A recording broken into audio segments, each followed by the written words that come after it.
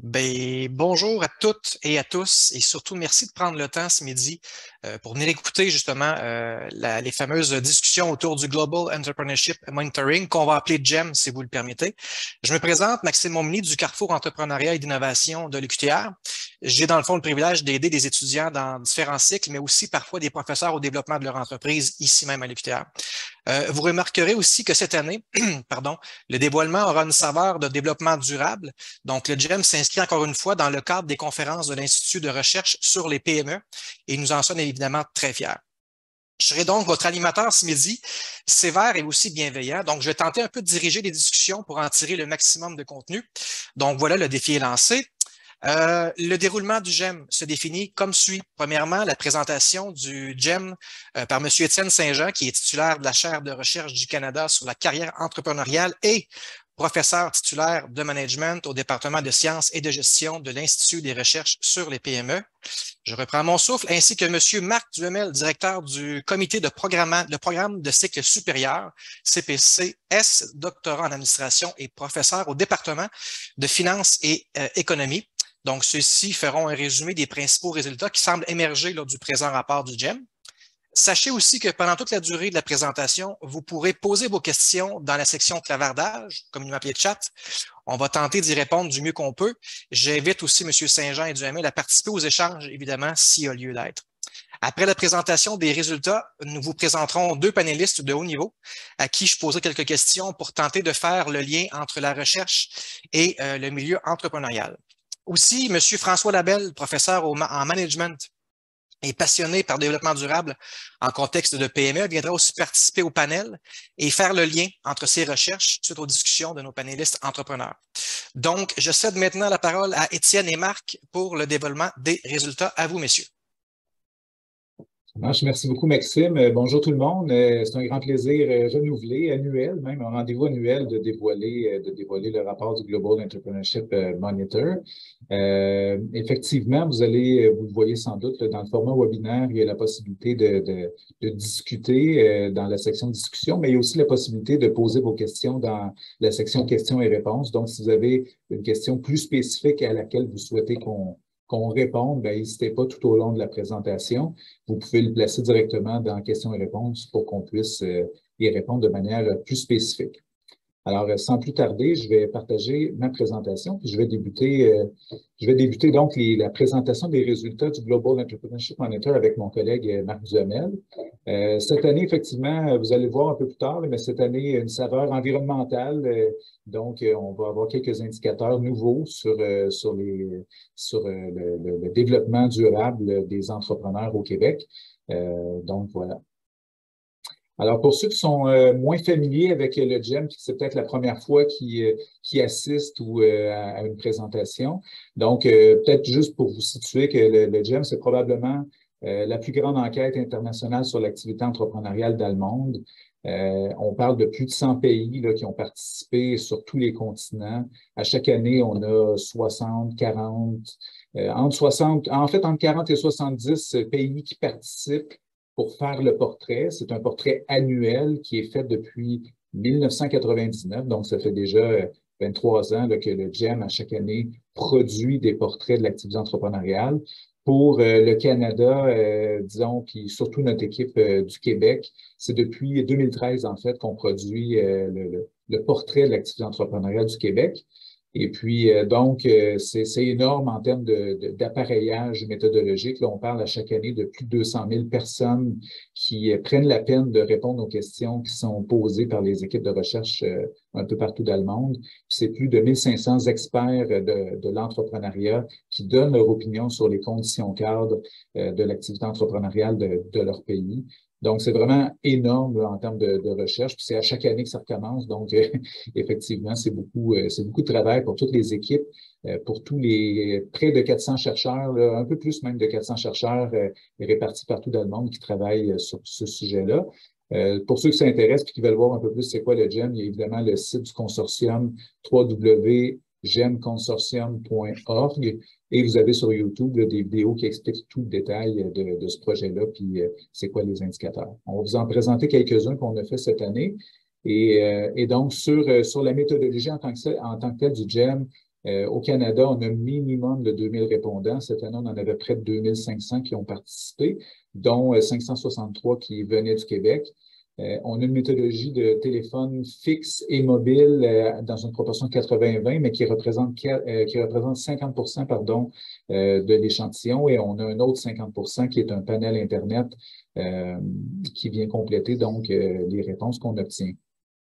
Le sondage est un échantillon stratifié, mais il est également pondéré post-échantillonnage selon le sexe, l'âge et la province, pour ceux qui sont un peu plus intéressés par les aspects statistiques. Ça procure une marge d'erreur de moins de 4,5 19 fois sur 20 sur la plupart des grands indicateurs et une plus grande marge d'erreur sur quelques indicateurs un peu plus spécifiques. Les détails sont dans le rapport pour ceux que ça intéresse. Alors, je vais laisser donc la parole à mon collègue Marc qui va vous présenter les principaux indicateurs de l'entrepreneuriat du Québec qu'on a l'habitude de vous présenter à chaque année pour voir un peu comment ça a évolué pour cette année 2021 des résultats du GEM. Alors, à toi, Marc. Merci, Étienne. Donc, bonjour tout le monde. Donc, tout simplement pour vous résumer un petit peu les indicateurs qu'on va vous présenter aujourd'hui, c'est vraiment une sélection en fait, de ce que nous, on croit qui représente vraiment l'état de l'entrepreneuriat en 2021. Si vous lisez le rapport, vous allez vous rendre compte qu'il y a un très, très, très grand nombre d'indicateurs.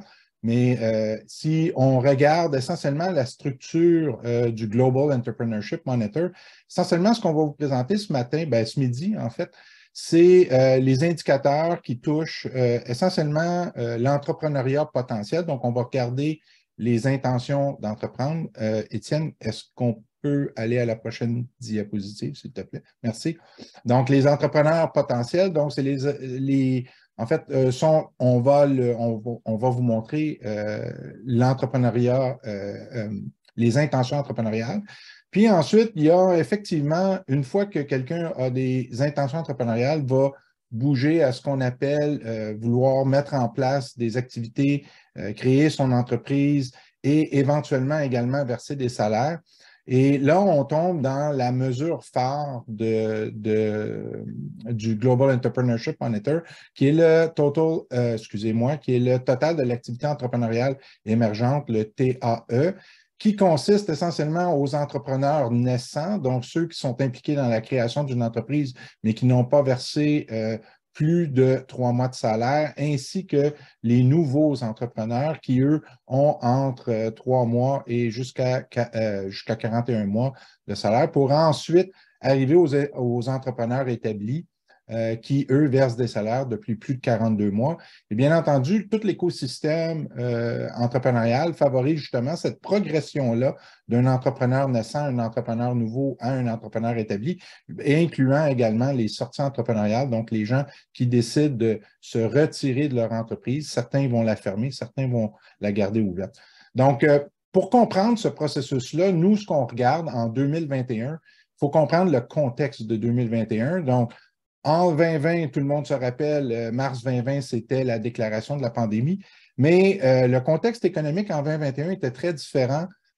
Plusieurs signes, plusieurs indicateurs économiques montraient qu'il y avait une forte demande intérieure pour les biens et les services. Puis, ça se combinait au début de 2021 justement avec vraiment la mise en place de la large campagne de vaccination. Donc, il y a eu juste dans le premier trimestre de 2021, il y a eu environ 8 millions de doses qui se sont administrées au Québec. Et ça, c'était des facteurs, en fait, qui donnaient l'impression que peut-être on allait se sortir de la pandémie en 2021. Donc, si on regarde au niveau des intentions entrepreneuriales, ce qu'on va remarquer ici, c'est que le Québec, au niveau des intentions entrepreneuriales, se classe au-delà de la médiane des pays membres de l'OCDE. Donc, il y avait 19,5 de la population adulte qui avait l'intention de créer une entreprise. C'est un peu plus bas que le 23,4 qu'on observe dans le reste du Canada. Vous voyez que, en fait, on se situe là vraiment dans les premiers pays membres. Vous remarquez également que c'est une légère augmentation de 1,9 au Québec par rapport à 2020.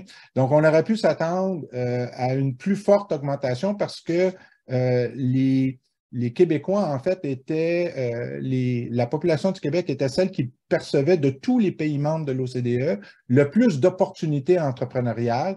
De toute évidence, l'observation de ces opportunités entrepreneuriales-là ne se sont pas matérialisées en 2021 par une augmentation des intentions entrepreneuriales. On verra ce que ça donnera pour les prochaines années.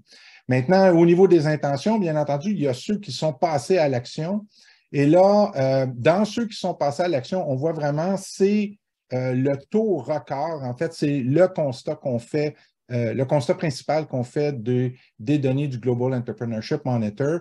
En fait, vous voyez ici l'évolution depuis 2013. En fait, le taux d'entrepreneurs émergents, ça inclut les entrepreneurs naissants et les entrepreneurs nouveaux, n'a jamais été aussi élevé tant au Québec que dans le reste du Canada.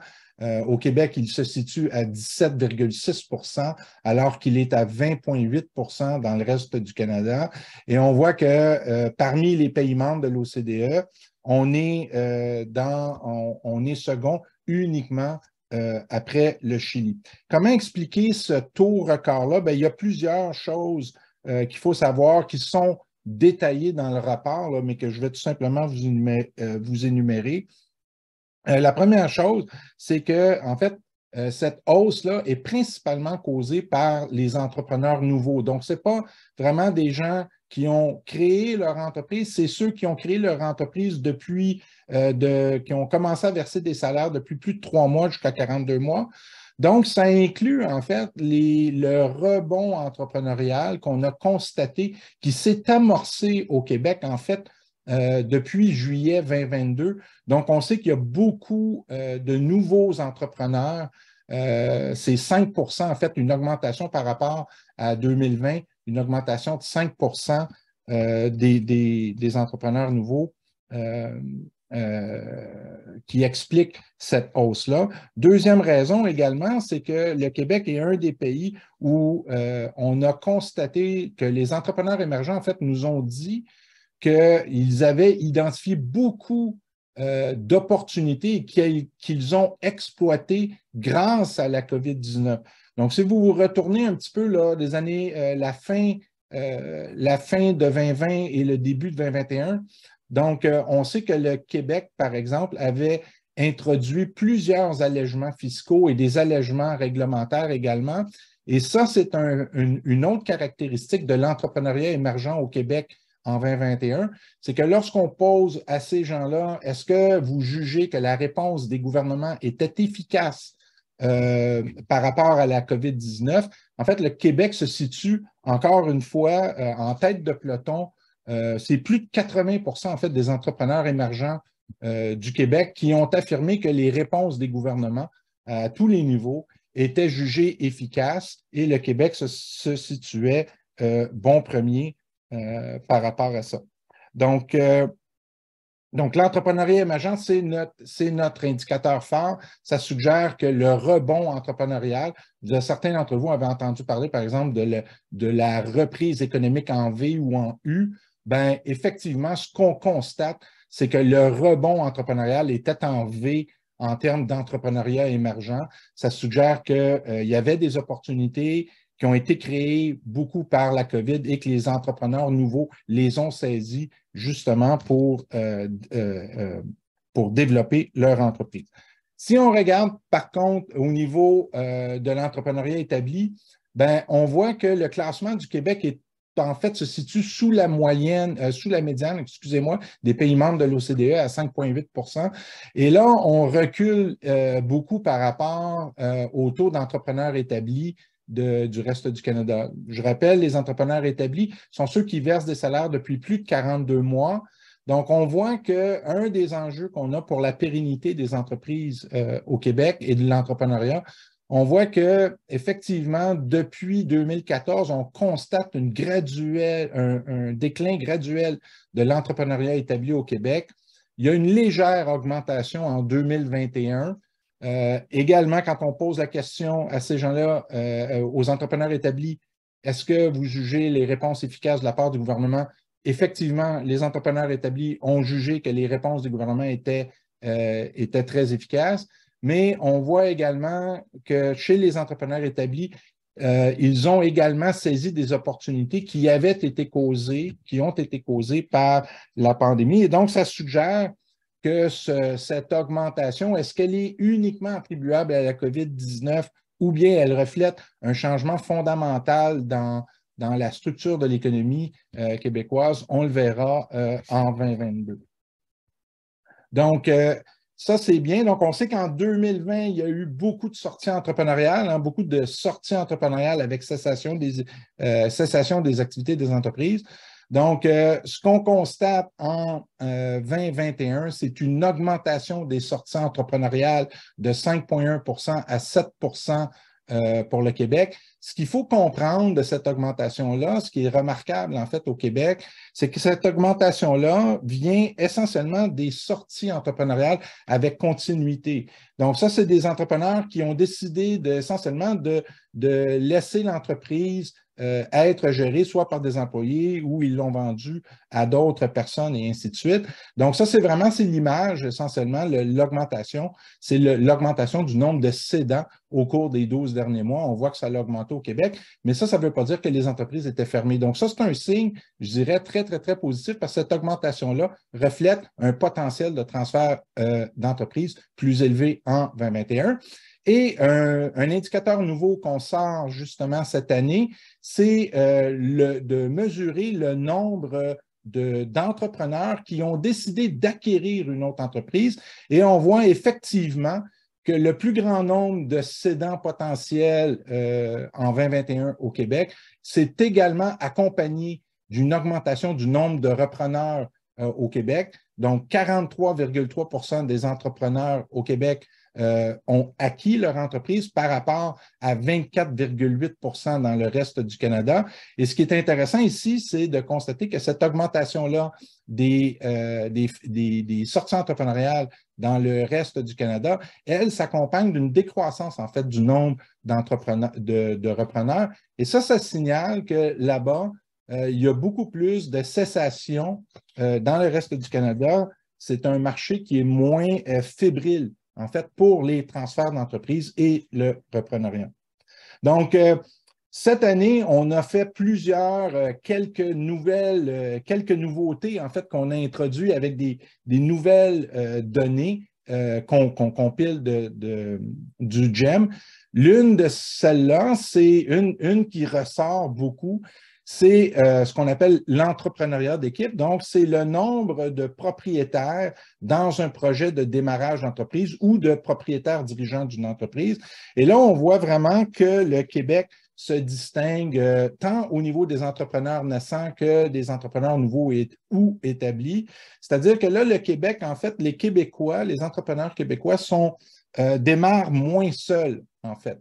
Donc, vous voyez, il y a un écart ici de 10,4 chez les entrepreneurs naissants. Et cet écart-là est encore plus important par rapport aux entrepreneurs nouveaux ou établis. Là, ça atteint quasiment 21 de différence pour les Québécois. Et remarquez, en fait, un fait vraiment intéressant, c'est que vous remarquez chez les entrepreneurs nouveaux ou établis, on remarque que le Québec, avec 4 et plus propriétaires d'entreprises, c'est quasiment 3 fois ce qu'on observe dans le reste du Canada. Donc, les entrepreneurs au Québec aiment se regrouper tant au niveau du démarrage de l'entreprise que par la suite, lorsque l'entreprise perdure et même devient un entrepreneur établi. L'autre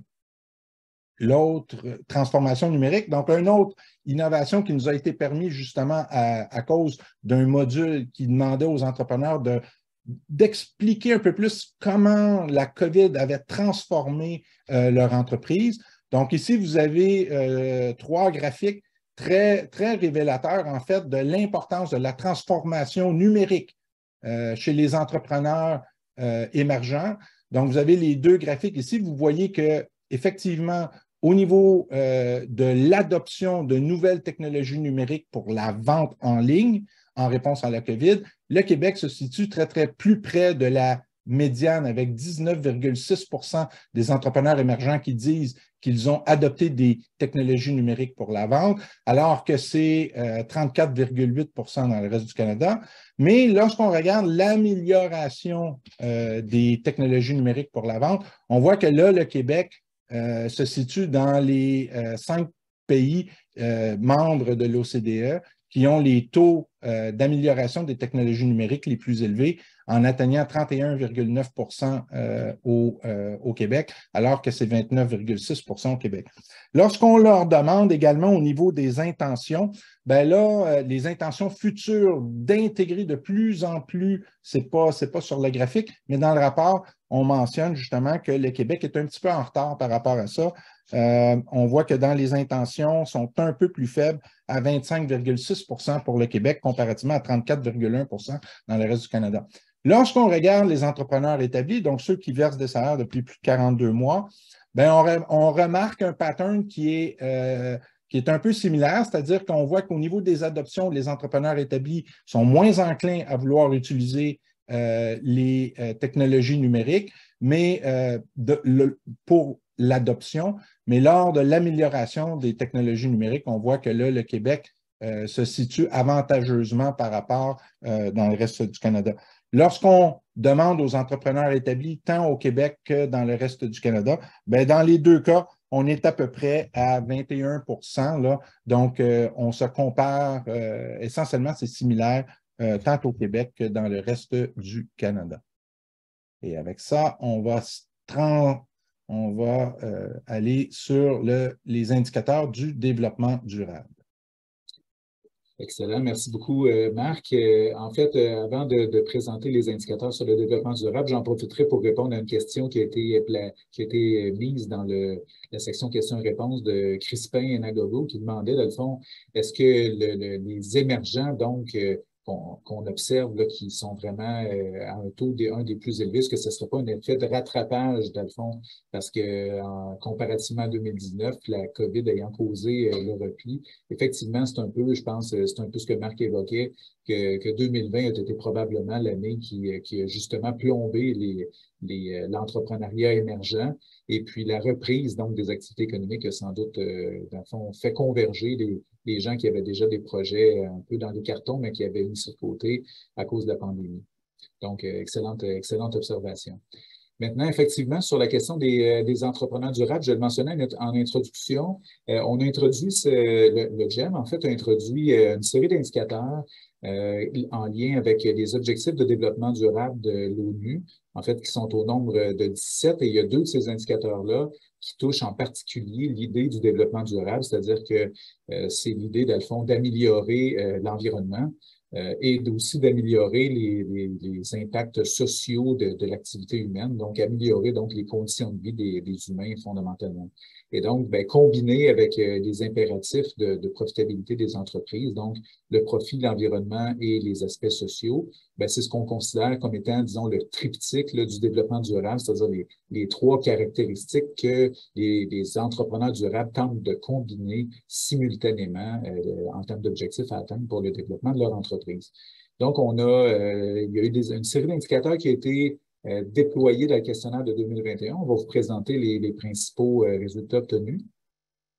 Alors, la façon dont on va le présenter, maintenant que vous commencez à être bon, là, vous démêlez, j'imagine, c'est quoi un entrepreneur émergent, c'est quoi un entrepreneur établi. On va vous les présenter de manière simultanée pour pouvoir les comparer sur les indicateurs qui ont été identifiés. Donc, le premier indicateur, en fait, c'est qu'on demandait aux entrepreneurs qui répondaient au questionnaire dans quelle mesure ils prenaient en compte les répercussions environnementales dans leur prise de décision d'affaires. Fait qu'essentiellement, c'est de voir dans quelle mesure c'est important pour eux, dans le fond, de minimiser l'impact négatif sur l'environnement en lien avec leur activité d'entreprise.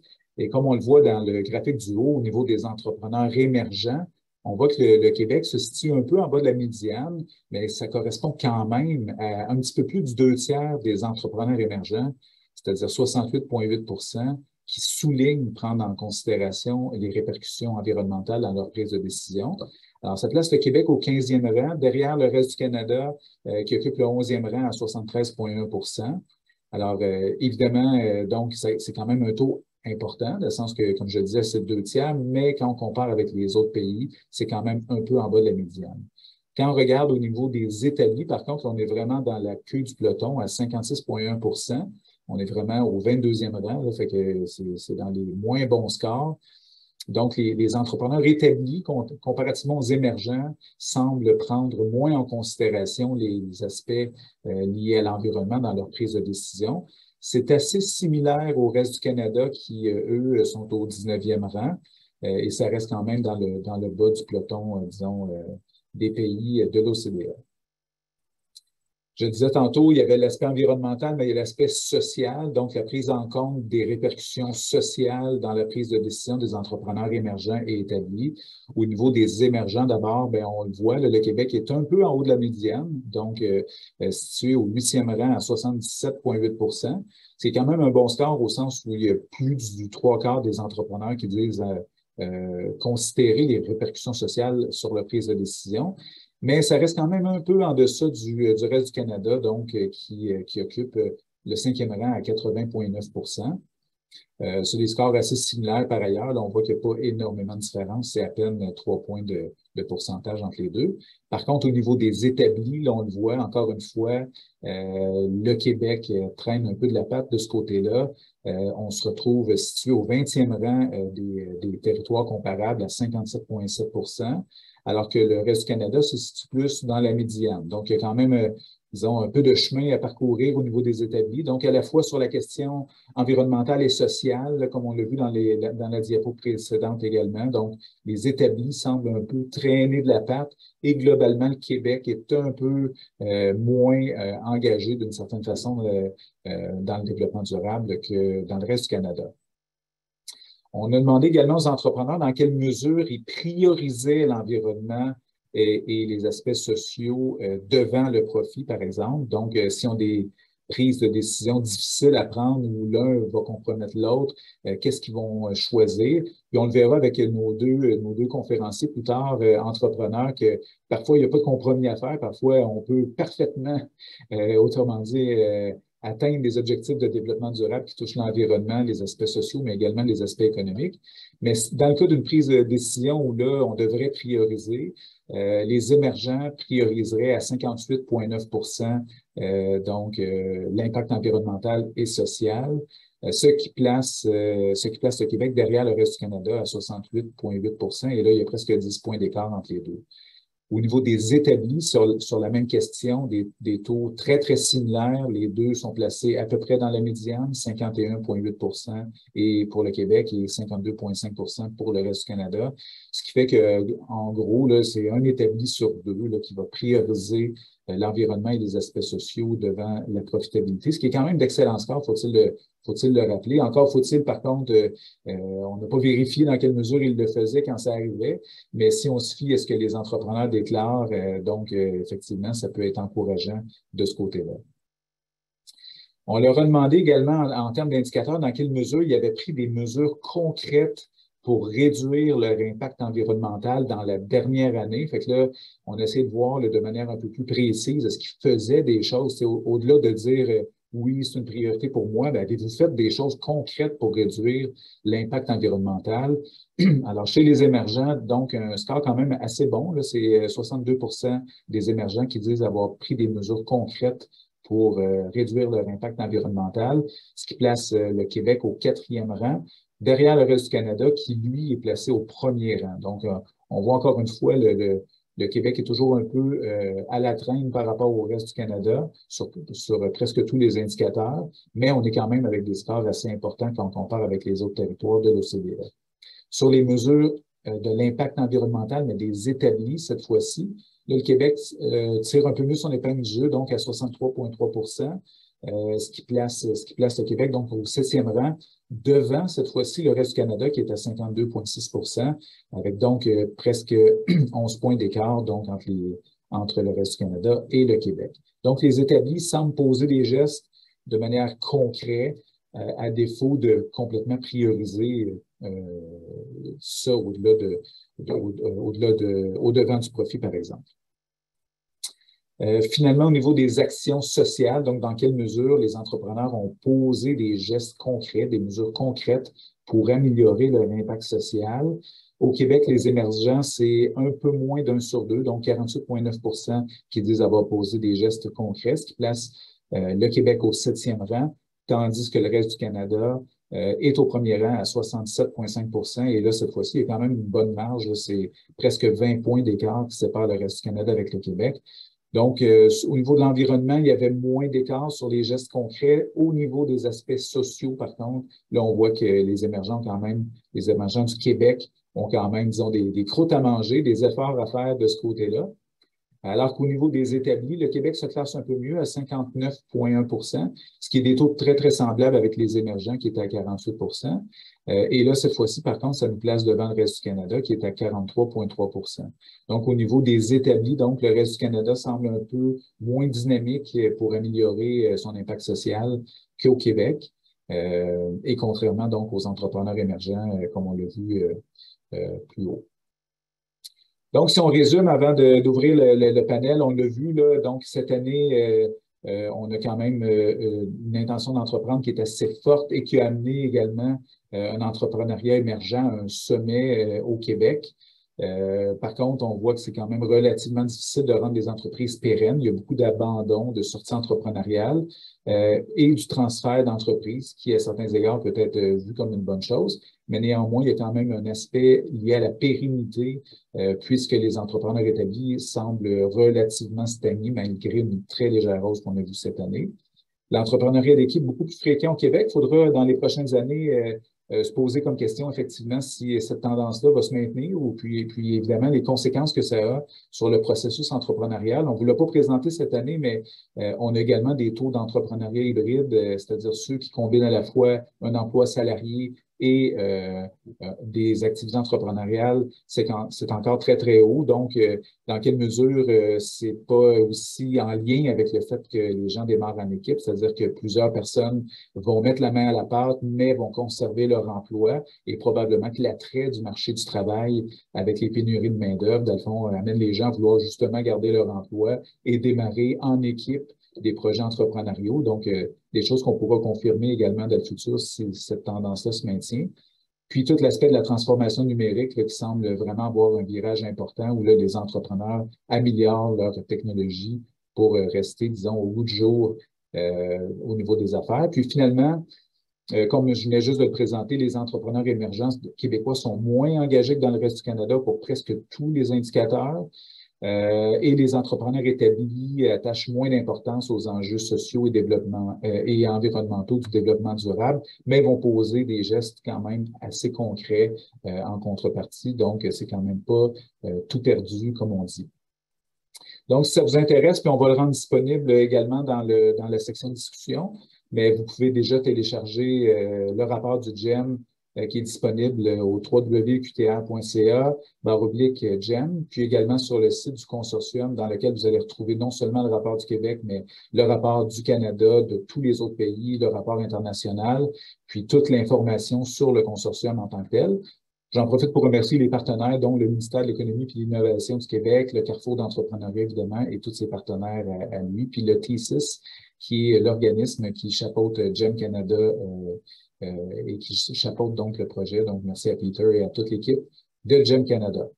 Donc, Maxime, je te laisse reprendre le contrôle de notre rencontre. Ben, merci beaucoup, Étienne. Merci beaucoup, Marc. Mention honorable d'avoir respecté le temps. On entre maintenant dans la partie qui est un peu plus pratique, je vous dirais. Donc, je vous présente nos deux panélistes entrepreneurs. Et puis aussi, après la présentation, une question leur seront posées là, en lien avec les résultats du GEM qui ont été présentés. Puis, on va aussi inviter M. Labelle à intervenir plus tard. Donc, premièrement, Mme Julie Poitras-Saunier, cofondatrice de l'entreprise Loop Mission ou Mission, spécialisée dans l'économie circulaire. Elle est très connue aussi pour ses jus, évidemment, son gin, ses bières et d'autres produits dont j'en passe. Julie a toutes les qualités d'une entrepreneur à succès, on le voit. Premièrement, une formation académique à la fois ciblée et complémentaire, mais aussi une expérience appliquée dans le développement durable. Dotée d'une vision et une intelligence entrepreneuriale hors du commun, elle a su faire rayonner l'entreprise, notamment par le développement d'un produit attrayant, mais aussi en répondant à un besoin collectif et social. Bref, Julie, c'est un heureux mélange d'un Sidney Crosby et d'un Carey Price en santé. Donc, bienvenue, Julie. Merci, wow! C'est un bel éloge, merci. Mais c'est pas fini. Je vais juste passer à Jean-Simon et après ça, on va revenir à toi. Donc, vient ensuite M. Jean-Simon Venn de l'entreprise Brainbox AI. Ingénieur de formation, Jean-Simon semble mettre la collaboration au cœur de son entreprise, ce qui semble porter ses fruits. Parlez-en aux 100 millions de pieds carrés d'amélioration énergétique dans plus de 70 villes à travers le monde. J'ai juste le goût de dire wow. La motivation de Jean-Simon, c'est quoi? Ben, c'est simple et complexe à la fois. Donc, répondre aux différents défis énergétiques que nous vivons par l'entremise de l'intelligence artificielle. Et fait très important à noter, Jean-Simon est marié à une trifluvienne, ce qui fait de lui automatiquement un être d'exception. Simplement vous aviser que le chauvinisme est toujours légal à Trois-Rivières. Donc, bienvenue, Jean-Simon. Merci, c'est une très bonne éloge aussi. Merci. Ouais, Trois-Rivières, deuxième maison. Exactement. Donc, je vais aller avec la question avec Julie. Je débute avec toi. J'aimerais un petit peu au départ que tu nous parles de toi, évidemment, et puis aussi de voir c'est quoi les motivations qui t'ont poussé à développer ton entreprise en développement durable.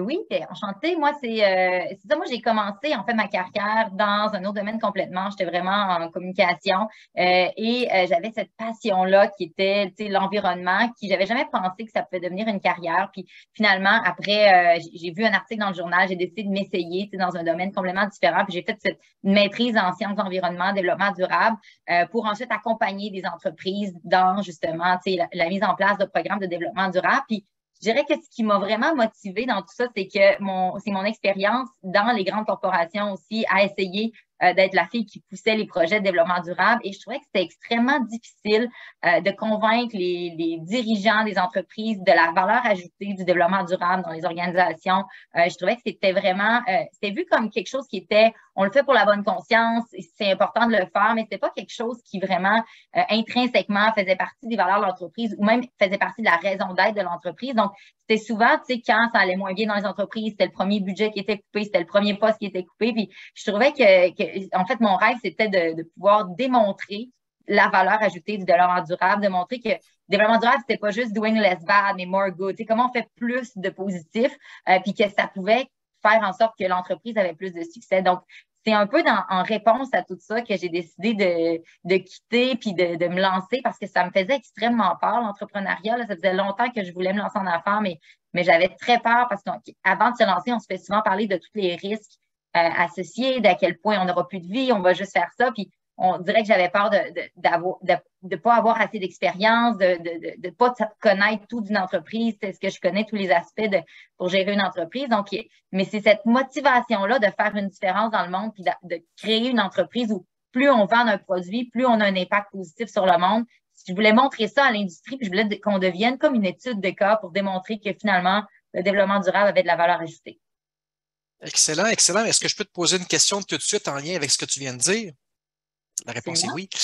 Écoutez, je veux savoir un petit peu la mentalité face à des projets en développement circulaire et durable. Si on circule là 5-6 ans, il y avait un certain niveau de compréhension, mais est-ce que tu vois que ce degré de compréhension-là augmente avec le temps? Puis est-ce que c'est assez rapide pour toi? Ça augmente définitivement, vraiment. Là, nous, on a vu une énorme différence. Et à l'époque, il y a juste 6 ans, le mot économie circulaire, premièrement, les gens ne savaient pas ce que ça voulait dire. Notre modèle d'affaires, c'était très différent. Il fallait quand même convaincre beaucoup les institutions financières ou n'importe quel partenaire dans le projet que ça allait fonctionner, que c'était possible de le faire. Puis aujourd'hui, je vois qu'au contraire, il y a vraiment, les gens veulent en faire, même les grandes multinationales nous contactent pour qu'on les aide à mettre en place des projets similaires. Je me rends compte que le désir est là. C'est plus les moyens. Dans le fond, les gens qui ne savent pas comment s'y prendre, par où commencer, parce que je sens des immenses multinationales qu'on connaît tous, qui nous contactent et qui sont comme, mais nous aussi, on veut le faire, mais comment on fait comment on s'y prend, par où on commence, parce que ça apporte vraiment une complexité au niveau des opérations, de la logistique, que de travailler avec des surplus. Ça nécessite aussi énormément de collaboration, jumeler les entreprises les unes avec les autres pour justement que les déchets d'une entreprise deviennent la matière première d'une autre. Donc, ça nécessite de briser les silos qu'on est tous habitués d'avoir entre les organisations, puis dire, OK, on ouvre nos livres, on essaie de collaborer ensemble, on fait des projets communs, puis ça, c'est très nouveau. Fait que je pense que la motivation, ça va assez vite à mon goût, c'est plus comment on outille maintenant les entreprises pour pouvoir mettre en place des initiatives similaires. Exact. Puis j'imagine aussi qu'il doit y en avoir qui prennent cette voie-là aussi pour le côté marketing, aussi qui veulent un peu se donner une belle visibilité, mais grosso modo, les gens le font pour les bonnes raisons. Oui, puis tu sais, pour moi, l'aspect marketing, c'est pas un élément négatif. Parce que des fois, les gens sont comme, oh, mais ils font ça pour les bonnes raisons, ils le font pour le marketing, mais l'important, c'est qu'ils le fassent. L'important, c'est que, tu sais, puis c'est normal que ça vienne d'un désir que le consommateur va être plus intéressé par mon produit si il est plus éco-responsable. Oui, et tant mieux, tu sais, c'est bien parce que je vois vraiment que le consommateur pousse l'industrie dans une direction, puis l'industrie n'a pas le choix d'être à l'écoute, sinon elle va perdre, tu sais, contre les concurrents. Donc, c'est une bonne chose, justement, que et ça doit aussi, tu sais, tant que ça reste quelque chose qui n'est pas de l'éco-blanchiment, que les gestes sont posés pour vrai, mais que cette motivation-là vienne du marketing, tu sais, tant mieux. Puis il faut en même temps, parce que plus une entreprise en fait la promotion dans son marketing, plus les autres entreprises sont comme, oh, OK, là, si lui le fait, moi, je le fais pas. Ça met de la pression partout, puis je pense que ça crée vraiment un mouvement. Excellent. En tout cas, je te sens vraiment motivé, Julie. Merci. Je vais passer à Jean-Simon. Jean-Simon, on avait une petite question ici en lien avec les résultats exposés par Étienne et Marc. On semble relever là, une certaine lenteur au Québec par rapport au reste du Canada. Est-ce que cette vision-là sur le terrain que tu as démontre ça par rapport à ce qui a été relevé? Oui, on voit une certaine lenteur, puis je peux pas l'expliquer, hein, c'est difficile à comprendre, mais il y a, je dirais, plus d'effervescence en ce moment dans le reste du Canada, particulièrement dans le domaine dans lequel je suis, là, au niveau de l'intelligence artificielle. Puis il faut absolument là, qu'on trouve la clé de voûte pour débloquer ça au Québec, parce qu'il n'y a pas de raison, il n'y a absolument pas de raison. Quand on regarde les masses critiques là, de savoir au niveau de l'intelligence artificielle, tu sais, les trois grandes villes, c'est Edmonton, Toronto, Montréal. Puis Montréal, là, on est en masse critique, là, on est vraiment supérieur à Toronto. Quand on regarde là, juste au MILA, il y a au-dessus de 1000 docteurs en intelligence artificielle. Fait que le savoir, on l'a. Maintenant, il faut trouver la courroie de transmission pour catalyser ça en modèle d'affaires puis créer des entreprises là-dessus qui, selon moi, une opportunité extraordinaire de créer des modèles d'affaires qui vont venir créer la valeur en sauvant la planète, là. Donc en faisant du développement durable. Puis c'est là où on est vraiment rendu au niveau technologique, c'est qu'on a cette capacité-là maintenant avec la technologie de créer des nouveaux modèles d'affaires qui vont enrichir notre société au niveau économique, mais qui vont avoir l'effet direct d'encourager puis de soutenir le développement durable. Puis je reviens aussi, je rebondis avec ta réponse. Quand on parle de développement durable puis de modèle d'affaires, est-ce que c'est plus facile, encore une fois, d'aller convaincre dans ton secteur à toi là, des bailleurs de fonds ou des partenaires à embarquer dans votre délire, si je peux dire? Oui, oui, c'est ça. Souvent, les gens disent que je suis un peu fou. J'ai pas dit ça. Non, ben, moi, je me le dis moi-même. Mais c'est ça. Ça, c'est le côté financement d'entreprise, puis c'est encore, puis ce serait le fun de voir dans l'analyse des résultats à quel point c'est une barrière, mais il reste que c'est cette culture-là là, de réinvestir, donc avoir des entrepreneurs à succès. Là, quand Julie va devenir extrêmement riche avec son modèle, qu'elle puisse elle-même créer d'autres modèles en réinvestissant, c'est ce que j'aimerais faire moi un jour. Mais ça, cette culture-là, on ne l'a comme pas encore au Québec. Hein. Mais ça, on la retrouve dès qu'on va au sud de la frontière, on la retrouve où les gens réinvestissent et recréent d'autres modèles d'affaires à succès. Puis ben là, ça fait boule de neige, ça. Puis ça c'est quelque chose qu'il faut qu'on bâtisse dans notre fibre québécoise. Là. On est très fort en créativité. Mais il faut qu'on réussisse à créer la valeur avec ça. Parfait. J'inviterais peut-être ici, là, M. François Labelle, à peut-être reprendre la balle au bond avec ce qui a été discuté. Alors, bonjour à tous. Vous m'entendez bien, oui? Oui. Alors, bon, il y a beaucoup de balles au bond qui ont été lancées, fort intéressantes, autant par la présentation de Jem, sur laquelle on pourra revenir un peu plus tard, mais aussi par les propos très, comment dire, très ancrés dans la pratique de Julie et de Jean-Simon, mais qu'on retrouve beaucoup aussi dans la littérature académique. Dans les deux cas, pour les gens qui s'intéressent à cette littérature plus administrative, les deux veulent démontrer concrètement que le modèle de ce qu'on appelle la création de valeur partagée, qui est un concept bien connu en gestion stratégique, où à la fois les parties prenantes dont l'environnement peut avoir des bénéfices de l'action de l'entreprise et que l'entreprise peut aussi avoir des bénéfices liés à cette action-là. Donc, de combiner ce que Jean-Simon disait, l'environnement et l'économique, de combiner ce que Julie voulait faire lorsqu'elle est sortie des grandes entreprises, de démontrer que ça pouvait fonctionner ensemble. On a deux vraiment cas d'école. Je pense que le modèle de Loop et le modèle de BrainBox AI sont deux modèles d'école au sens où ils réussissent à combiner ces deux logiques d'action-là. Et moi, dans les recherches qu'on a fait, on démontre souvent que ceux qui réussissent à combiner des logiques d'action telles que celle-là sont souvent plus créatifs que les autres. Et pourquoi? Ben, une des bases de la créativité, c'est justement de s'ouvrir à d'autres logiques d'action. Si on met tout le monde qui pense pareil dans une salle, il ne sort pas grand-chose de nouveau. Si on met des logiques d'action différentes comme l'environnement, l'économique, l'intelligence artificielle, il commence à y avoir de quoi de très intéressant. Maintenant, comme le disait Julie, il y a des silos et pour que ces gens-là se parlent, il faut qu'il y ait des langages communs. Or, les gestionnaires d'aujourd'hui, les entrepreneurs d'aujourd'hui qui sont à l'écoute, la centaine de participants, oui, c'est bon de développer nos compétences en gestion, en économie, en finance, mais il faut s'ouvrir aux autres mondes. Il faut connaître l'intelligence artificielle, il faut connaître comment ça fonctionne, l'environnement, pour ne serait-ce que voir les opportunités qui se présentent à nous.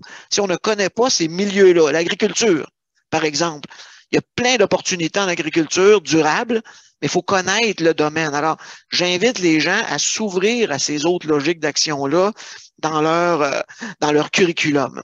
Je vais me permettre de faire un petit lien pour analyser un petit peu plus en profondeur les deux entreprises qui nous sont présentées. Est-ce que vous voyez le schéma? Peut-être, Maxime, juste me dire si vous voyez à l'écran, si c'est correct.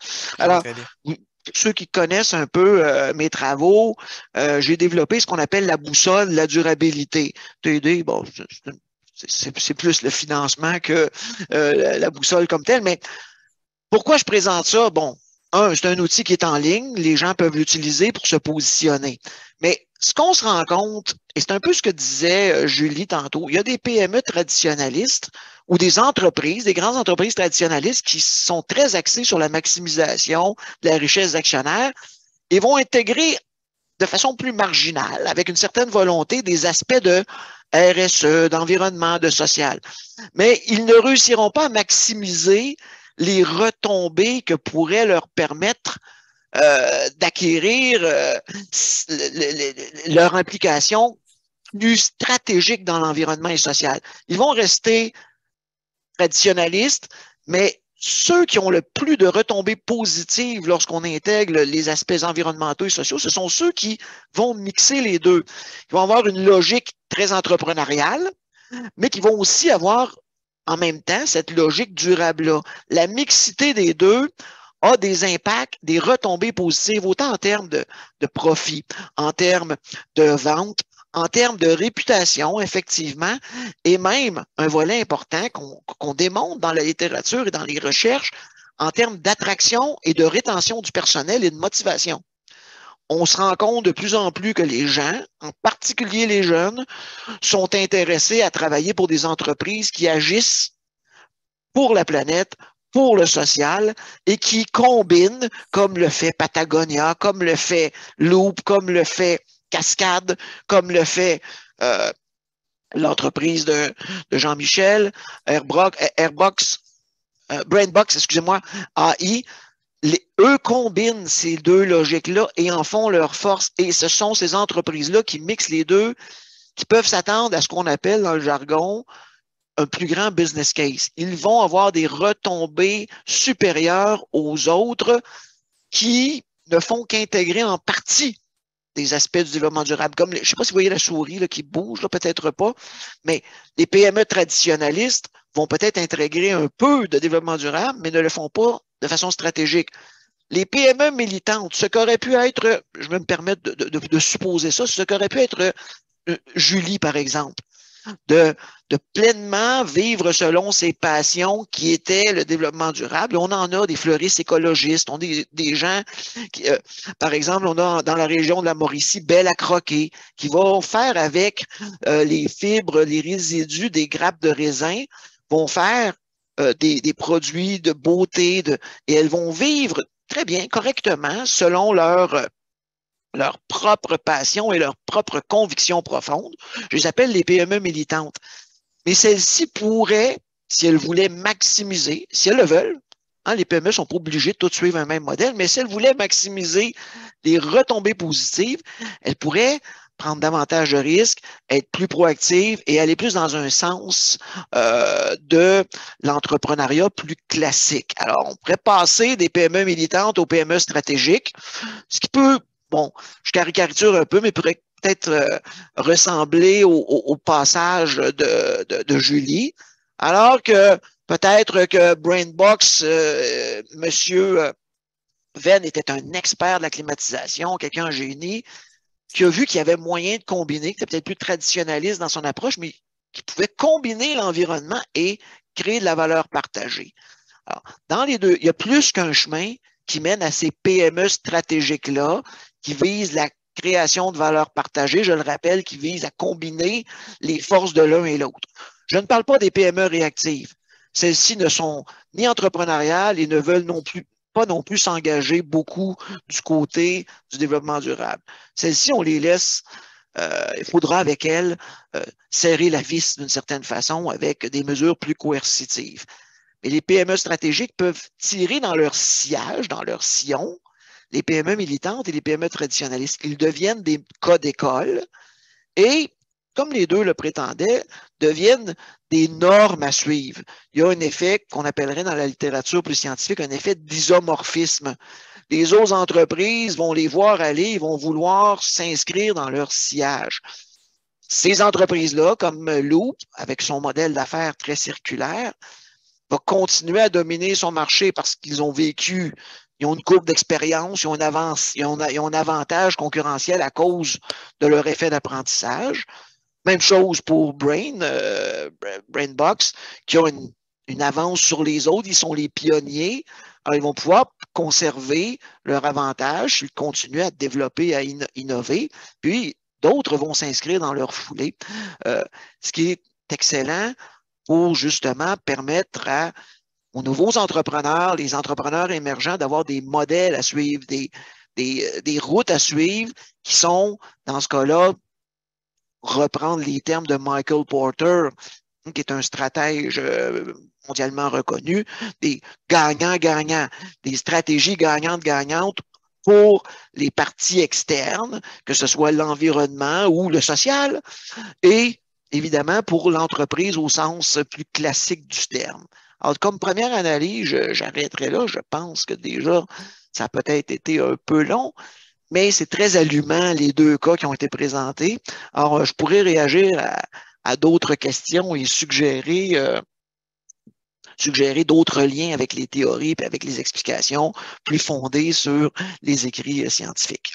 Bien, merci François, étant un animateur impitoyable et bienveillant. J'étais sur le point de te couper pour passer la parole à nos panélistes.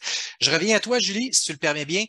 Il y a une des sections du GEM qui parlait justement de l'entrepreneuriat d'équipe dans le secteur du développement durable. Justement, est-ce que tu vois, est-ce que c'est quelque chose qu'on voit souvent ou je sais que vous êtes là comme pas mal en équipe là-dedans. C'est-tu quelque chose qui émerge ou qui est pratique ou j'aimerais ça que tu nous en parles un petit peu.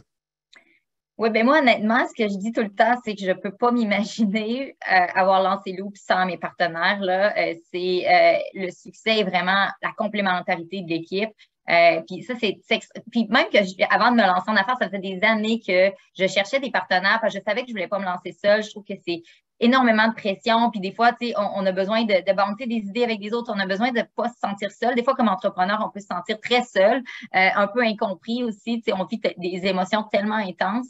Que je voulais me trouver un partenaire d'affaires avec qui me lancer, mais je trouvais qu'il n'y avait pas une application, un genre de Tinder pour d'autres gens qui voulaient se lancer en affaires. Puis honnêtement, je pense que ça serait pertinent que ça existe parce que justement, on pourrait avoir de la complémentarité des expertises. Puis c'était mon frein numéro 1 à me lancer pendant des années. C'est que je cherchais cette personne-là avec qui je pourrais me lancer.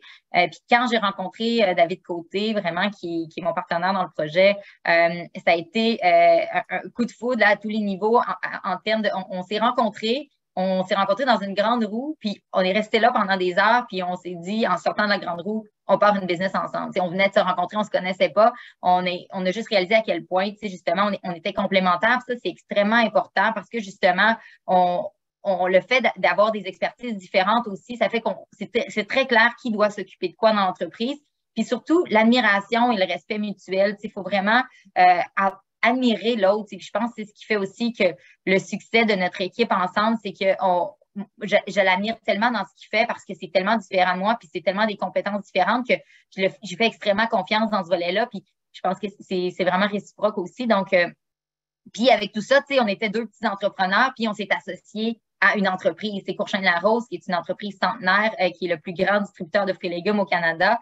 C'était quelque chose qui nous faisait peur aussi au début, d'être un peu David contre Goliath, un peu. On était comme, est-ce qu'eux vont avoir plein de moyens, puis finalement, on va être les entrepreneurs qui allons se faire diluer tout le temps, puis finalement, ça va être difficile la relation, mais on était justement une équipe tellement complémentaire les trois que c'est ce qui a fait que ça a bien fonctionné, puis qu'ils ont respecté ce débalancement en termes un peu de nous versus eux, ils ont respecté ça tout au long du processus. Fait que, c'est le point central tellement important, puis je pense que ça fait une énorme différence dans les entreprises qui ont du succès ou qui n'en ont pas. C'est qui l'équipe derrière, puis c'est quoi la complémentarité de cette équipe-là, puis c'est comme, pour vrai, c'est plus qu'un mariage, de se lancer en affaires avec quelqu'un. Donc, il faut être certain que les personnes, ça fonctionne dès le départ, puis qu'on a vraiment une équipe complémentaire parce que c'est tellement nécessaire tout le long. Là. Je ne pourrais pas m'imaginer être en affaires sans ces personnes-là. En fait, c'est impossible.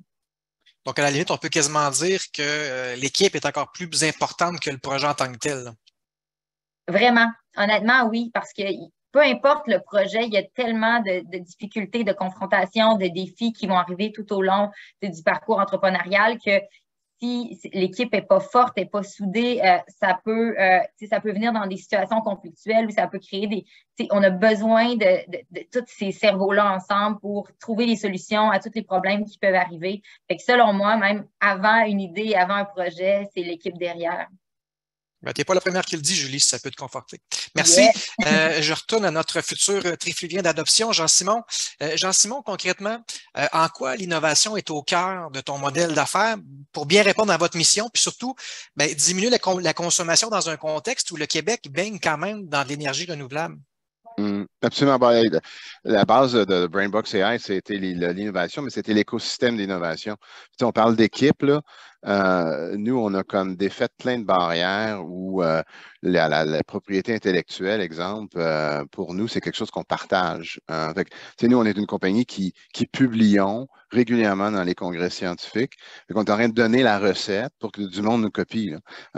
Mais en même temps, il y a tellement d'édifices sur la planète qu'il y a de la place pour des concurrents à BrainBox, là, si on veut avoir un impact.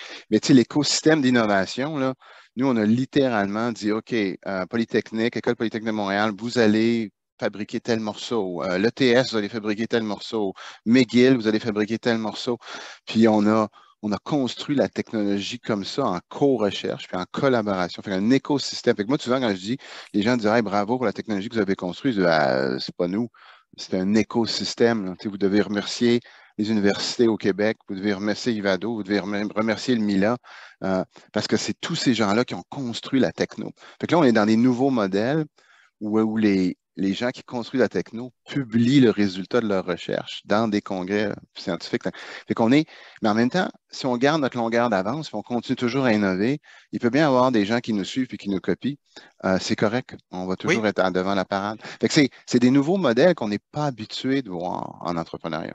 Puis là, j'y vais un petit peu là, sur ce que tu as mentionné tantôt, mais le lien étroit que tu as avec les universités, est-ce que c'est quelque chose de culturellement bien vu ou accepté ou c'est pas une tradition vraiment de travailler de pair avec les universités? Donc, c'est un moyen aussi de pouvoir se démarquer dans tout ça?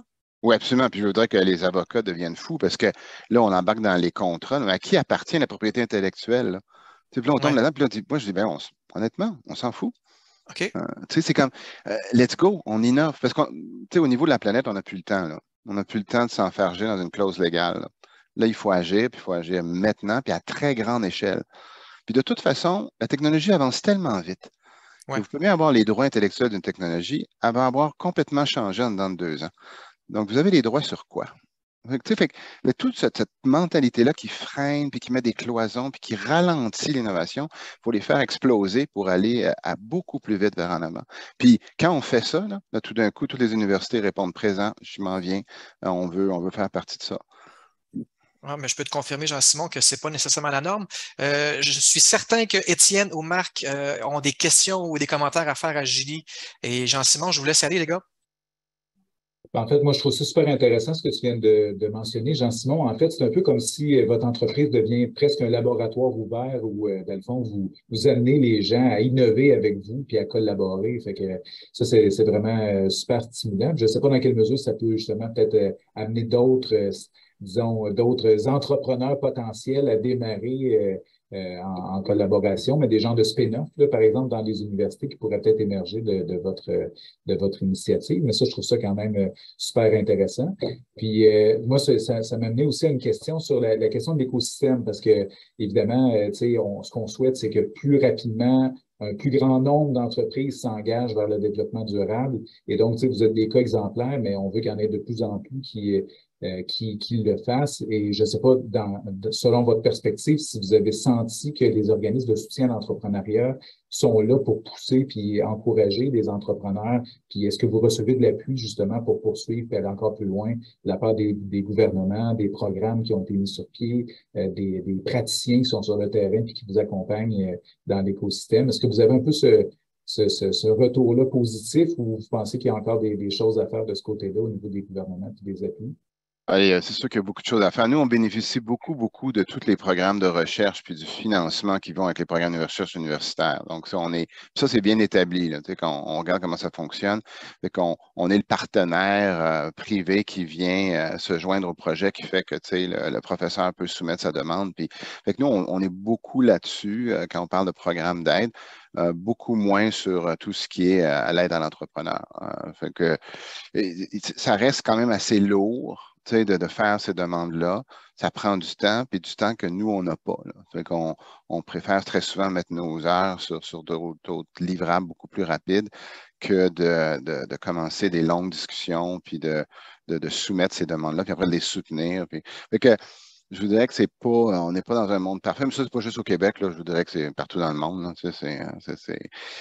puis surtout dans l'intelligence artificielle, là, les gouvernements sont un peu dépassés. Là. Ça va très, très vite en intelligence artificielle. La misère à comprendre, la misère à voir quel rôle ça joue dans l'économie. Souvent, on dit, OK, ça va créer combien de jobs? Là, fait que là, on est là-dedans. Puis moi, je dis, mais ça va soutenir combien d'heures d'innovation universitaire. Fait que là, les gens me regardent et ils ne comprennent pas trop ce que je parle. Mais fait qu'on est là dans du décloisonnement, puis là, souvent, les gouvernements ne sont pas tout à fait aux dernières diapasons là-dessus. Et toi, Julie, au niveau de l'appui du gouvernement, de l'écosystème entrepreneurial, est-ce que tu sens qu'il y a un appui à l'égard de ton entreprise, mais à l'égard des entrepreneurs durables, selon toi? Bien, honnêtement, nous, on a vraiment bénéficié de beaucoup là, de programmes gouvernementaux. Je trouve qu'au Québec, particulièrement, on a vraiment des beaux programmes. On est chanceux. On a eu beaucoup d'appui. C'est toujours des programmes provinciaux, presque toujours. Là, on a eu quelques programmes fédéraux aussi, mais j'ai aussi beaucoup d'amis entrepreneurs dans d'autres provinces. Je sais qu'ils ont beaucoup moins de programmes. Je sais entre autres que dans l'industrie alimentaire, avec le MAPAC, il y a énormément de programmes pour aider à financer des dépenses, à aider dans l'innovation, la recherche et le développement. Moi, je sens qu'on a été vraiment très bien appuyés. Là. Puis même si c'était un de mes points où j'ai été le plus impressionnée quand je me suis lancée en affaires, c'est le nombre de... Il manque de temps dans la vie d'un entrepreneur pour pouvoir tous les remplir parce que justement, il y en a beaucoup, mais ça demande du temps, comme Jean-Simon disait. Mais en même temps, il y en a beaucoup. Puis ça, c'est ce qui est bien. Puis ces programmes-là, maintenant, intègrent toujours des critères de développement durable. Donc, on est toujours favorisé de par le fait qu'on a une mission de développement durable. Donc, ça, c'est super positif aussi. Là, moi, je sens qu'il y a avant, même depuis qu'on a commencé, là, maintenant, on l'appuie de plus en plus, là, le fait. Recyc Québec, c'est ce qui nous a permis, entre autres, de construire notre première usine. C'est une aide financière de Recyc Québec qui nous a permis de la construire. Sinon, on se fonçait dans un mur. On n'était pas capable de rendre le modèle viable en travaillant avec un co-manufacturier parce que, justement, notre modèle ne se prêtait pas à ce type de partenariat-là parce que justement, nous, on travaille avec des produits qui ont des courtes durées de vie avec des arrivages inconstants. Donc, on avait besoin d'une flexibilité qu'un co-manufacturier nous offrait pas. Et on s'est rendu compte après quelques mois que notre modèle ne fonctionnerait jamais et qu'on avait absolument besoin de notre propre usine. Sinon, on allait devoir mettre la clé dans la porte et c'est vraiment une aide financière du gouvernement qui nous a permis finalement de concrétiser ce projet-là. Donc, je pense qu'on est quand même bien entouré. C'est sûr que par contre, je trouve qu'il y a au niveau, tu sais, moi j'avais la chance d'être déjà dans l'industrie du développement durable, de m'y connaître dans ce domaine-là, mais si les gens n'ont pas cette expertise-là, puis c'est une entreprise traditionnelle dans un autre département, mais qui veut intégrer ces critères de développement durable-là, je trouve que c'est difficile de naviguer à travers toutes les options parce que on se fait, il y a beaucoup même de fournisseurs qui vont nous diriger dans des mauvaises directions parce que, tu sais, ils vont dire, ah ben, cette option, par exemple, d'emballage-là est plus éco-responsable que celle-là pour X raison, mais que quand on connaît vraiment l'industrie, puis qu'on regarde les analyses de cycle de vie environnementale, puis qu'on creuse un peu, on sait que c'est pas vrai, tu sais. Puis moi, je suis capable de faire la part des choses, c'est ça. Le fournisseur essaie de vendre son produit, mais finalement, c'est pas une meilleure option environnementale, mais c'est très difficile de naviguer à travers tout ça. Fait il y aurait probablement plus d'appui au niveau connaissances en développement durable pour les entrepreneurs qui pourraient être intéressants, parce que je trouve que au-delà de l'aspect financier, c'est vraiment comment naviguer à travers toutes ces options-là parce que c'est difficile. Si je n'avais pas eu cette expertise-là, j'aurais sûrement pris des mauvaises décisions puis ça n'aurait sûrement pas été aligné avec notre mission à la base. Ben, c'est justement de là qu'on peut te comparer à Crosby et Carey Price, justement parce que tu es capable d'avoir un peu toutes ces facettes-là. Est-ce que Marc ou François auraient d'autres questions ou commentaires pour nos panélistes? Ne serait-ce qu'un Marc, tu veux... Alors, une observation qui revient assez souvent, c'est cette idée de casser les silos. Je pense que Jean-Simon l'a bien dit, puis même il m'inspire, même moi, dans mes travaux avec des partenaires. La propriété intellectuelle, à un moment donné, on peut en passer des années à en discuter, mais c'est pas le plus important, c'est la planète en premier. Il a bien raison. Alors, une affirmation, une observation, l'entreprise seule en 2022, c'est un concept qui existe de moins en moins. Julie et Loop existent avec Courchaine, Jean-Simon existe avec l'ensemble des acteurs qu'ils ont nommés et la gouvernance et la gestion d'aujourd'hui, c'est la gestion de cet écosystème-là et c'est l'écosystème en tant que tel qui est efficace ou non. Et l'entreprise seule, on ne peut plus la considérer de façon seule. On est rendu dans une logique de portefeuille, dans une logique d'écosystème. Il faut développer des nouvelles compétences pour les gérer, ces écosystèmes-là. Alors, je pense que c'est ce qu'un peu nos deux entrepreneurs nous renseignent aussi à travers leur expérience vécue. Mais vraiment, si je peux ajouter là-dessus, juste parce que je trouve que vraiment, le mot écosystème, c'est le mot adapté parce que justement, il faut qu'on pense toutes les entreprises ensemble, tout le monde entrepreneurial comme un écosystème, comme dans la nature parce que justement, tous les organismes sont dépendants les uns des autres pour fonctionner. Cette interaction-là est tellement importante que c'est ce qu'on a oublié, je trouve, dans le milieu de l'entrepreneuriat quand on a commencé. C'est bon, chaque entreprise fait ses affaires, mais on est tous interdépendants. Puis c'est cette synergie-là qu'on a besoin de remettre en place pour connecter parce que le succès de un va faire le succès de l'autre. Puis c'est ce qui va, c'est vraiment cet écosystème-là qui fait que ça fonctionne. Donc, il faut penser, en fait, les modèles d'affaires comme on pense les écosystèmes dans la nature. Dans les écosystèmes, le concept du déchet, ça n'existe pas. Toute matière est une source de matière première pour un autre organisme. Donc, c'est cette vision-là, nous, qui nous a motivés à la base, c'est que ça n'existe pas, le déchet. Tout peut être réutilisé. C'est certain qu'il y a une autre entreprise, un autre organisme qui peut le prendre. Puis c'est cette dynamique-là qu'il faut vraiment instaurer. Je me permets une autre petite phrase pour ajouter là-dessus. Longtemps, on a parlé, surtout dans le linéaire, de chaîne de valeur. Dans le circulaire, moi, je suggérais qu'on parle aussi de chaîne de valeur, mais au sens des valeurs environnementales. Alors, les écosystèmes, au centre des écosystèmes, on doit partager certaines valeurs et autour de ces valeurs-là, environnementales et sociales, qu'on est capable de construire un sens commun. C'est dur de se parler avec plusieurs partenaires, mais si on partage cette chaîne de vraies valeurs-là, pas juste une chaîne de valeurs économiques, mais une chaîne de vraies valeurs, me semble-t-il qu'il y a moyen de tisser les ponts entre les acteurs comme vous le faites si bien. Merci François. Juste pour vous dire, la période de questions est à 13h15. Jean-Simon doit quitter à 13h20. Donc, Marc, à toi la parole. Oui, ben en fait, c'est peut-être une question là, justement à intervenir, Jean-Simon, là. Un des faits qui ressort dans le rapport, en fait, c'est qu'on remarque que les entrepreneurs émergents, à cause de la COVID, les entrepreneurs émergents du Québec sont en retard, en fait, par rapport aux entrepreneurs émergents du reste du Canada dans l'adoption des technologies, dans la transformation numérique. Donc, ils sont relativement forts dans l'utilisation, mais en termes d'adoption de ces technologies-là, ils sont en retard, en fait, par rapport au reste du Canada. Et c'est particulièrement important, il me semble, dans le contexte de l'intelligence artificielle, deep learning et toutes ces choses-là, parce qu'on sait que le Québec est en avance. Donc, est-ce que sur le terrain, on perçoit, parce que BrainBox, là, vous ratissez très, très large là, tant au niveau des technologies qu'au niveau géographique, est-ce qu'on sent cette réticence, je dirais, relative des entrepreneurs émergents québécois à adopter ces modèles-là par rapport aux autres entrepreneurs émergents dans le reste du Canada, ou bien c'est essentiellement la même chose? Ouais, c'est une excellente question. Puis, tu sais, quand nous, on a commencé à déployer la technologie, on faisait appel aux early adopters, pour utiliser le terme anglophone. Puis, on l'a vu tout de suite, là.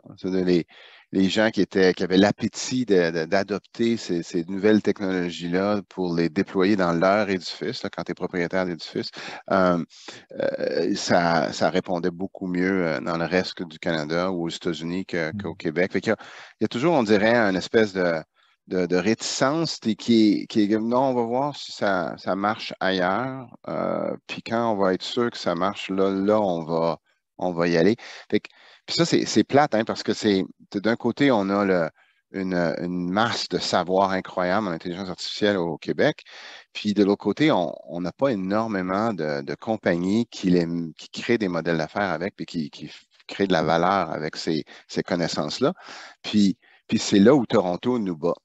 Fait que Toronto ont moins de PhD en AI par capita, mais ils créent plus de modèles d'affaires avec des entrepreneurs qui créent une valeur sur le marché. Fait que ça, il faut se poser la question, pourquoi on n'est pas capable de franchir ce pas-là? Puis tu sais, moi, souvent, je dis, c'est pas grave si on se plante, là, on va avoir appris de ça, puis on va revenir. Puis justement, je jasais avec M. Fitzgibbon qui était allé en Israël, puis il disait, eux, ils mesurent le taux d'échec. Puis, ils veulent que le taux d'échec soit toujours le plus haut possible. Fait que la question, c'est, je comprends pas, là, vous voulez avoir un taux d'échec? Il dit oui, parce qu'à chaque fois qu'on a un échec, on apprend. Puis de cet apprentissage-là, on va faire mieux à notre prochain essai.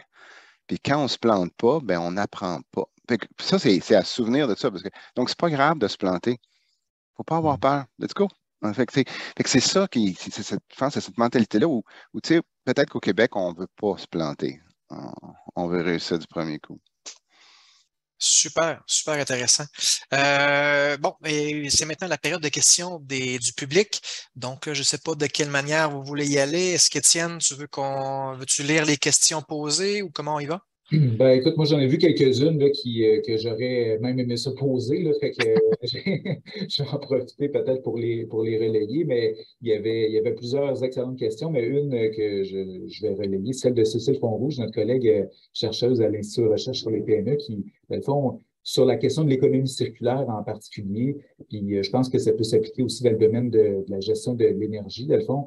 Est-ce que le fait que, par exemple, qu'il n'y a pas nécessairement de normes, de réglementation si sévère pour encourager les entrepreneurs, dans le fond, à s'engager soit dans l'économie circulaire ou soit s'engager à mieux gérer l'énergie des bâtiments, est-ce que ça, c'est peut-être pas un frein ou est-ce que ça pourrait pas justement peut-être nuire puis la question, dans le fond, c'est est-ce qu'on ne devrait pas un peu aussi encourager peut-être le gouvernement à imposer peut-être un peu plus de contraintes pour amener un plus grand nombre d'entreprises à considérer l'économie circulaire, à économiser l'énergie, et ainsi de suite. Est-ce que ça pourrait pas être des leviers aussi peut-être pour stimuler plus de création d'entreprises dans cette direction-là?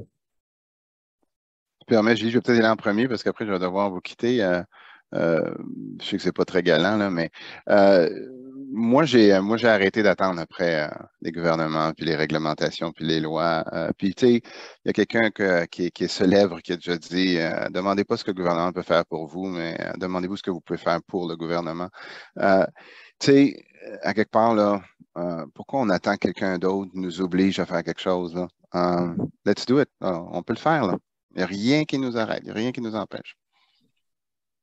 Moi, j'abonde quand même dans le même sens parce que c'est très limitatif. Les règlements, c'est très général, ça doit s'appliquer à tous, mais dans le code de l'économie circulaire, c'est tellement du cas par cas, il y a tellement de complexité, il y a tellement d'éléments que, oui, c'est sûr qu'il pourrait y avoir davantage de réglementation qui va aider à réduire une partie du problème, mais il doit aussi avoir beaucoup d'incitatifs pour montrer la valeur ajoutée de ça, d'aider à faire les ponts justement entre les entreprises. Et je pense que c'est plus là que je mettrais mon énergie parce qu'au niveau de la réglementation, des fois, c'est très vague. Ça peut, selon moi, ça fait partie, c'est un des points vers la solution, mais c'est pas tout. C'est vraiment, il y a quand même plusieurs autres éléments que ça doit venir aussi beaucoup des entreprises puis d'une motivation parce que sinon, c'est un élément qui va pas amener assez loin les entreprises. Selon moi, on doit aller plus loin que ce que la réglementation va dire. Il y a aussi une question d'indicateurs de performance là, qui ne sont pas nécessairement standards dans le développement durable, l'économie circulaire versus d'autres industries plus traditionnelles. Est-ce qu'il y avait d'autres questions? Je voudrais peut-être intervenir sur la question précédente. En fait, faire attention, il y a plus qu'une sorte de PME. Encore une fois, il faut distinguer les proactifs. Les entreprises proactives n'auront pas besoin de ces réglementations-là. Ils vont avoir besoin d'incitatifs, vont avoir besoin de soutien au niveau cognitif, au niveau des modèles. Mais les réactives, elles, effectivement, il n'y aura pas d'autre moyen que le coercitif pour les faire avancer. Donc, ça prend des normes minimales qui vont augmenter, mais les proactifs seront toujours en avant de ces normes minimales-là, comme le sont Jean-Simon et Julie. Et eux et elles n'ont pas besoin d'être accompagnés ou d'être contraintes par des normes plus sévères, mais plutôt d'être accompagnés et d'être encore plus propulsés. Alors, un one size fit all ne fait pas non plus dans l'accompagnement. Merci. Encore une fois. Est-ce qu'il y avait d'autres questions, Étienne, que tu voyais dans le chat qui valaient la peine d'être... Bien, il y en a plusieurs. En lien avec justement ce qu'on parlait, la question aussi de la mise en place des programmes, c'est une question qui venait de Simon Charlebois, qui est directeur général de la SABC de Shawinigan, qui, dans le fond, qui disait est-ce qu'il n'y a pas, dans le fond, plusieurs programmes pour faire des études en développement durable dans les PME, mais qu'il y aurait peut-être un peu moins de programmes pour mettre en place des projets concrets dans les PME. Fait que c'est une question, j'imagine, qui est adressée aux panélistes. Puis François aussi, je pense que tu as travaillé un peu avec certains organismes qui accompagnent les entrepreneurs. Donc, sur cet aspect-là de la mise en place concrète, est-ce que vous sentez qu'il y a peut-être qu'il y aurait place à l'amélioration de ce côté-là?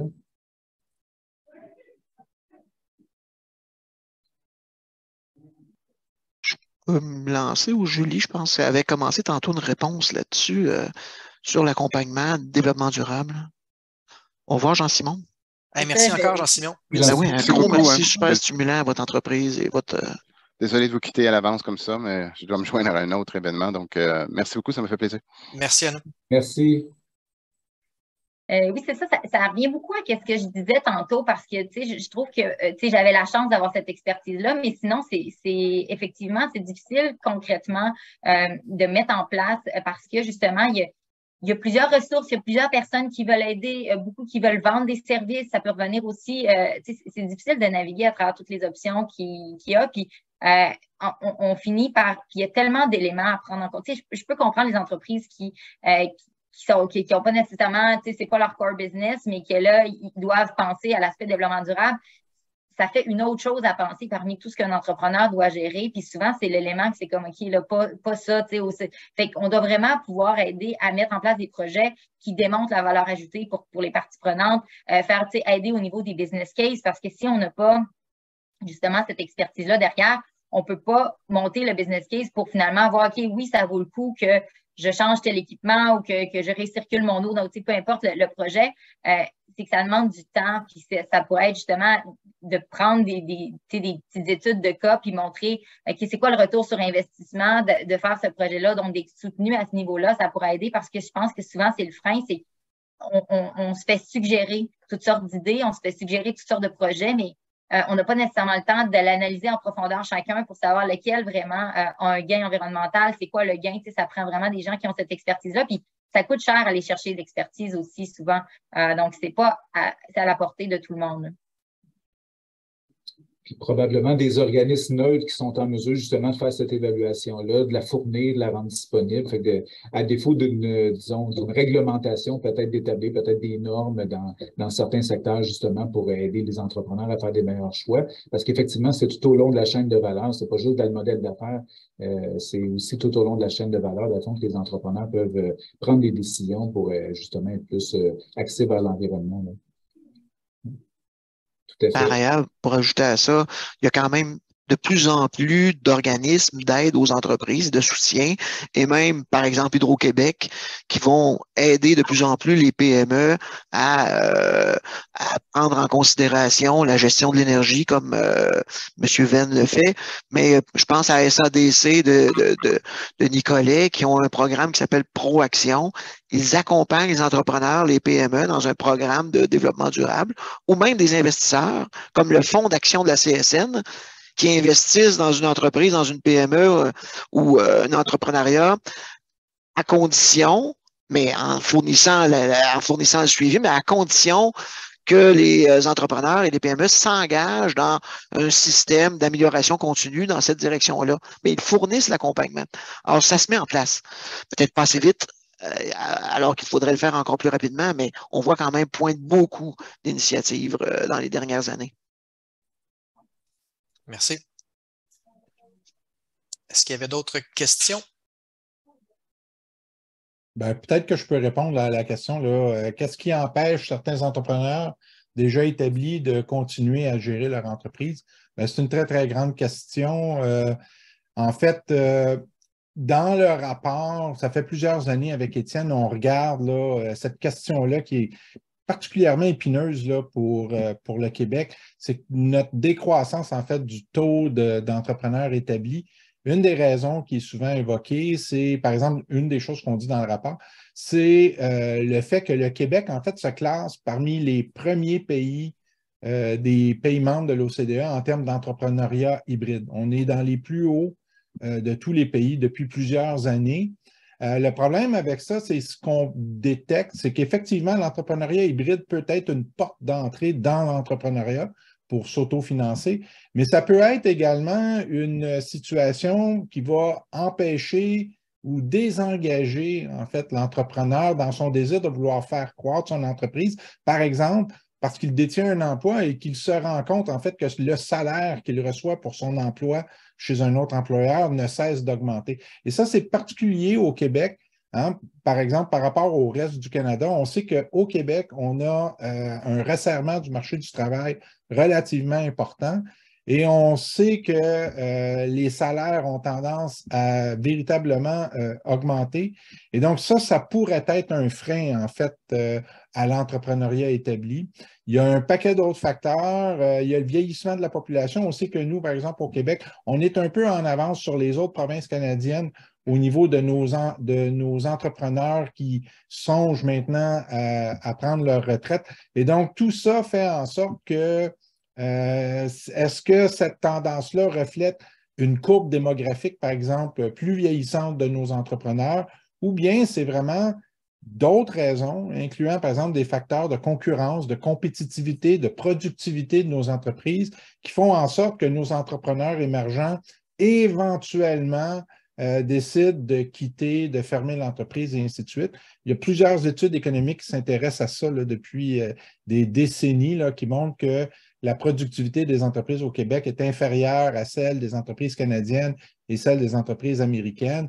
Le fardeau d'avoir à concurrencer sur le marché canadien et sur le marché américain, nos deux plus proches concurrents, pourrait également expliquer ça. Super intéressant. On prend une dernière question. Après ça, on va briser vos chaînes. Moi, j'avais peut-être une question personnel, je vais prendre mon privilège de panéliste pour Tu as le droit. En fait, on a vu, en fait, les deux cas qui ont été présentés, c'est des cas où, dans le modèle d'affaires même, la question du développement durable a été intégrée, c'est-à-dire qu'il n'y avait pas de contradiction apparente entre faire de l'argent puis régler des problèmes environnementaux ou sociaux.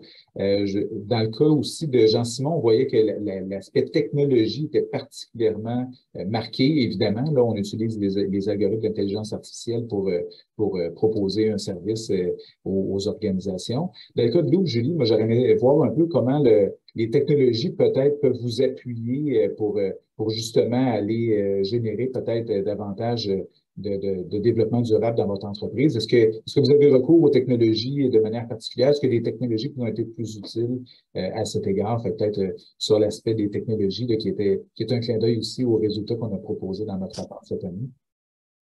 Oui, nous, on n'est pas encore très dans les technologies. Là, je dirais que ce qu'on fait, c'est très de base. Puis même toutes les recettes, c'est David puis moi dans notre cuisine, pour que c'est vraiment comme si c'était fait à la maison. Puis en même temps, c'est assez simple. Ce qu'on fait, c'est un processus très mécanique. Puis il n'y a pas beaucoup, on n'est pas rendu à une place où vraiment on veut implanter de l'intelligence artificielle, où on regarde certains projets à l'usine pour automatiser certaines choses qui pourraient nécessiter des technologies un peu plus poussées. Mais je dirais que où on est rendu dans notre stade, on n'est pas rendu à une place où ça pourrait vraiment nous amener ailleurs. Je pense entre autres peut-être un jour à tout ce qui est tri. Nous, on a énormément de tri à faire, entre autres, parce que ça, c'est vraiment beaucoup de main-d'œuvre. Souvent, les gens sont comme qu'est-ce qui fait que vos produits, justement, sont vendus à ce prix-là, par exemple, sur le marché? C'est sûr que bon, il y a plusieurs raisons, mais entre autres, oui, nous, on paye pour nos fruits et légumes. En premier lieu, nous, on paye toujours pour la matière première. Ça fait partie du modèle. Dans le mot économie circulaire, il y a le mot économie. Pour nous, c'est important qu'on on ne dépende pas de donations, que tout le monde y trouve son compte. Donc, pour nous, depuis le début, c'est important que même si on se fait offrir des produits, que le fournisseur, lui, il paierait pour s'en départir. Donc, il veut absolument nous le donner. On est comme non, on va te l'acheter parce qu'on veut justement montrer à l'industrie qu'il y a de la valeur dans ces déchets-là, puis qu'il ait envie de nous appeler encore la prochaine fois, puis qu'il sache qu'il va en gagner quelque chose lui aussi. Donc ça, depuis le début, nous, ça faisait partie du projet, mais donc évidemment, il y a l'aspect qu'on les paie, mais aussi il y a énormément de main-d'œuvre après, parce que si, par exemple, des gens qui achètent de la fraise qui est destinée à la transformation alimentaire, ça va être de la fraise qui est déjà dans des combos. Nous, on sauve de la fraise qui aurait été normalement vendue au détail. Donc, ça vient dans des petits contenants de plastique. Donc, ça implique qu'il faut avoir des gens qui ouvrent chacun des contenants. Ça implique des fois, il faut trier. Donc, on va prendre chaque fraise une par une, on va les trier. Donc, c'est sûr qu'on pourrait avoir affaire à des technologies pour nous aider à ce niveau-là parce que souvent, ce qui va faire la différence pour nous, aller de l'avant avec un nouveau projet ou pas, au niveau, on se fait approcher par des gens qui ont des matières qu'ils rejettent en grande quantité. Puis, ce qu'on évalue toujours, c'est, OK, mais combien ça va nous coûter juste pour amener cette matière-là en quelque chose qu'on va pouvoir réutiliser? Puis, c'est souvent l'élément décisif, c'est le fait que finalement, ça nous coûte trop cher par rapport à si on achetait la matière fraîche. Finalement, ça nous coûte plus cher que si on l'avait acheté fraîche. Fait que des fois, ça fait en sorte qu'on ne serait pas capable d'être compétitif sur le marché, donc on ne peut pas lancer. Mais c'est sûr que si la technologie pouvait nous appuyer là-dessus, justement, enlever des emballages, trier des matières, je pense que c'est vraiment là où nous, ça ferait une grosse différence dans notre entreprise, mais on n'est pas encore rendu à une place où on a les moyens, par exemple, d'aller s'acheter un équipement qui va pouvoir faire ça automatiquement, des choses comme ça. Fait qu'on, je dirais qu'au stade où on est rendu, pas encore, mais je pense que dans le futur, ça pourrait vraiment nous aider. Ben, merci, Julie. Puis une petite parenthèse, là, je vais t'envoyer un courriel. Je ne sais pas si tu connais le SNEMI qui se spécialise au niveau de l'automatisation. Je pense qu'on va avoir une belle discussion à avoir après ça. Ben, merci beaucoup encore une fois à tous les panélistes. Donc, je vous remercie, oui, les panélistes. En même temps aussi, je vous remercie, vous qui avez participé aujourd'hui à la conférence. C'est super apprécié. Puis aussi, bien évidemment, tous ceux qui ont participé à la réalisation du rapport du GEM. Donc aussi, comme tout bon animateur, ben, je vais vous dire aussi qu'il va y avoir d'autres conférences de l'INR PME. Et puis aussi, on a une infolette. Donc, si vous avez quelques minutes, peut-être vous inscrire à cette infolette-là. Je vous remercie beaucoup à tous et à toutes. Merci Marc, merci Étienne, merci François, Julie et aussi Jean-Simon. Est-ce qu'il y avait d'autres commentaires avant qu'on se quitte? Je pense que tu as bien fait le tour. Merci Maxime pour l'animation impeccable comme à chaque année. Donc, merci de nous avoir présenté. Ben, merci beaucoup. Merci à tout le monde. Bonne fin de journée. Merci, au revoir. Au revoir.